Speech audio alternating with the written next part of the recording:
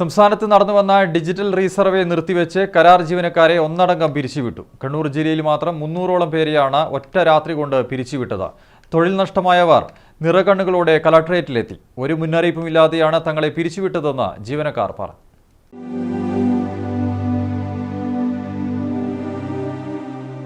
അങ്ങനെയാണെങ്കിൽ ഇവർ 6 മാസം കൊണ്ട് നമുക്ക് ഡിസ്ചാർജ് സർട്ടിഫിക്കറ്റ് നിങ്ങൾ ഒഴിവാക്കാമായിരുന്നു.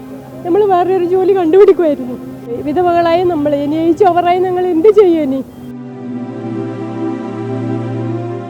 സങ്കടക്കടലിലാണ് ഭൂമി ഡിജിറ്റൽ സർവേ കരാർ ജീവനക്കാർ.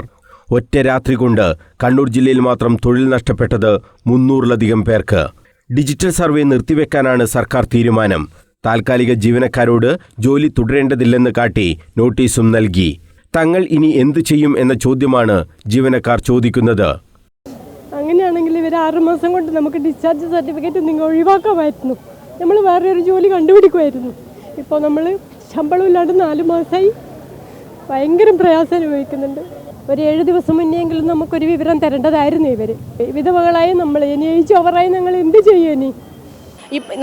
നമുക്ക് മാർച്ച് മാസം കിട്ടിയത് 12 ദിവസത്തെ സാലറിയാണ്. നമ്മൾ പിന്നെയും നമ്മൾ ചോദിക്കുമ്പോൾ പ്രോഗ്രസ്സിന് മാത്രം ക്വസ്റ്റ്യൻ മാർക്ക് വരും. എത്ര ഹെക്ടർ അളന്നു, ഇതെന്ത് എന്ത് ഏരിയ കുറഞ്ഞ് എന്ന് ചോദിച്ചിട്ട് മാത്രം നമുക്ക് ഇങ്ങോട്ട് റിപ്ലൈ തന്നത്. ഈ ശമ്പളത്തിൻ്റെ കാര്യം നമ്മോട് ഒരു കാര്യം പറയുന്നില്ല. പിന്നെ നമുക്ക് നമ്മൾ വരുന്ന ബസ്സിൻ്റെ പൈസ, 2 ബസ്സിന് കയറിയിട്ടാണ് നമ്മൾ വരുന്നത്, അതിൻ്റെ പൈസ, ഇതൊക്കെ നമ്മൾ ആരോടാണ് പറയേണ്ടത്? 179 ദിവസം പൂർത്തിയാകുമ്പോൾ നമ്മളെ കാലാവധി പുതുക്കൽ. അങ്ങനെയാണ് ഈ 3.5 വർഷമായിട്ട് നമ്മൾ ജോലി ചെയ്യുന്നത്. അതിലടക്കാന്ന് ഒരു മുന്നറിയിപ്പും കൂടാതെ 30-ാം തീയതി രാത്രിയാണ് നമുക്ക് ഓർഡർ വരുന്നത്, ജോലിയിൽ നിന്ന് പിരിച്ചുവിട്ടു എന്ന് പറഞ്ഞിട്ട്. അപ്പോൾ നമ്മൾ ഇതിൽ ഒരുപാട് ഒരു 3/4% ജീവനക്കാർ സിംഗിളായിട്ട് ജീവിക്കുന്നവരാണ്. 4 മാസമായിട്ട് ശമ്പളം ഇല്ലാണ്ട് നമ്മൾ ഒരുപാട് സ്ഥലത്തുനിന്ന് കടം വാങ്ങിയിട്ടും അങ്ങനെ ഈ ശമ്പളം കിട്ടുന്നതിൽ ഒറ്റ പ്രതീക്ഷയിലാണ് നമ്മൾ ഇതുവരെ മുന്നോട്ട് പോയത്. അതിൽ നിന്നാണ് പെട്ടെന്ന് നമുക്കൊരു അർദ്ധരാത്രി ഈ ഓർഡർ വന്നിട്ട് നമ്മളെ പിരിച്ചുവിടുന്നത്. നമുക്കൊന്നും ഒരു ഐഡിയ ഇല്ലാണ്ട് നിൽക്കുന്നു. ഇപ്പോൾ എന്താ ചെയ്യേണ്ടതെന്ന് ഒരു പിടുത്തമില്ല. മിനിയാന്ന് രാത്രിയാണെന്ന് അറിയുന്നത് നമ്മളെല്ലാം പിരിച്ചു വിട്ടോന്ന്.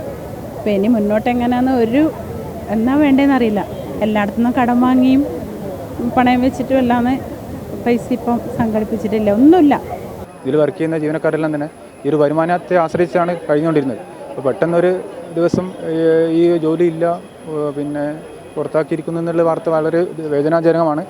2022 ഫെബ്രുവരി മുതലാണ് ഡിജിറ്റൽ സർവേക്കായി കരാർ ജീവനക്കാരെ നിയോഗിച്ചത്. റീസർവേ സൂപ്രണ്ട് ഓഫീസിന് കീഴിലായിരുന്നു ഇവരുടെ ജോലി.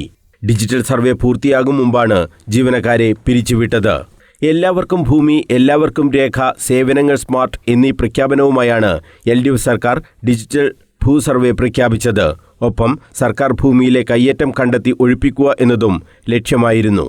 ഇനി ഈ സർവേയുടെ ഭാവി എന്ത് എന്ന കാര്യത്തിലും അനിശ്ചിതത്വം തുടരുകയാണ്. News bureau, Kannur.